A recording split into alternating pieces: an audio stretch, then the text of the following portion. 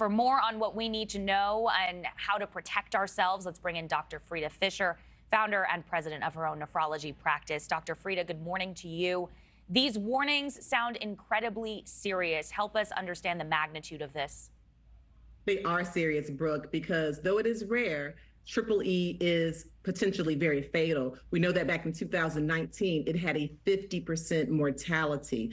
The typical mortality is about 30%, meaning that 30% of the people who get the encephalitis from the virus will die. And so it's very serious to know how to protect yourself, because we actually, unfortunately, have no specific treatment for the EEE virus. There's no specific human vaccine. And so the prevention is key, and recognizing symptoms is key. Right. What are some of those signs and symptoms that people should be aware of?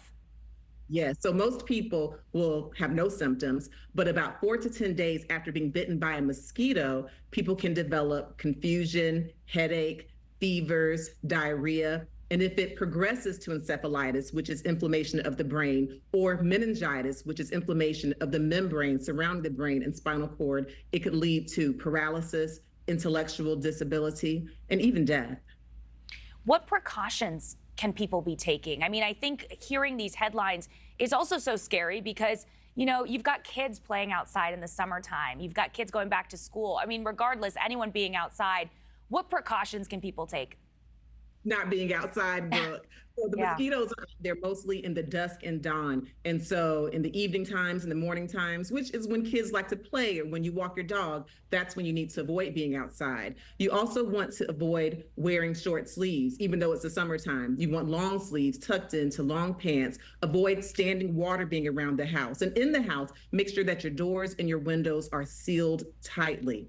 Also, pay attention to what's going on in your local departments of health, because they're doing aerial spraying to make sure that the mosquitoes are, not able to really proliferate, and also wearing an EPA approved repellent. Okay, so something with DEET, D-E-E-T will be helpful as well. And if you get bitten by a mosquito and then you develop flu symptoms, especially if you're immunocompromised, consult with your physician immediately. If you can, put this into some context for us compared to other mosquito-borne illnesses in America. How does this compare?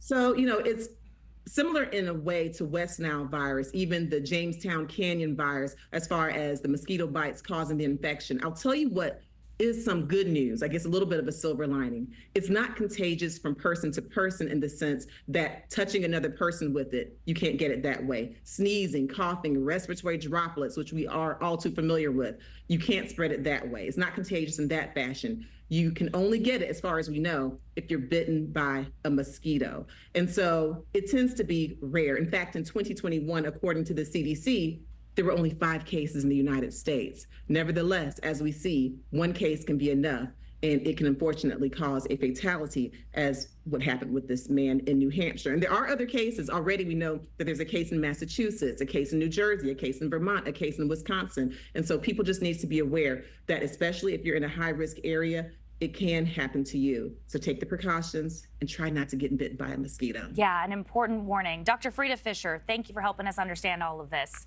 Thanks for watching, everybody. Go to joinnn.com to find NewsNation on your television provider. Also, don't forget to click that red subscribe button below to get more of NewsNation's fact-driven, unbiased coverage.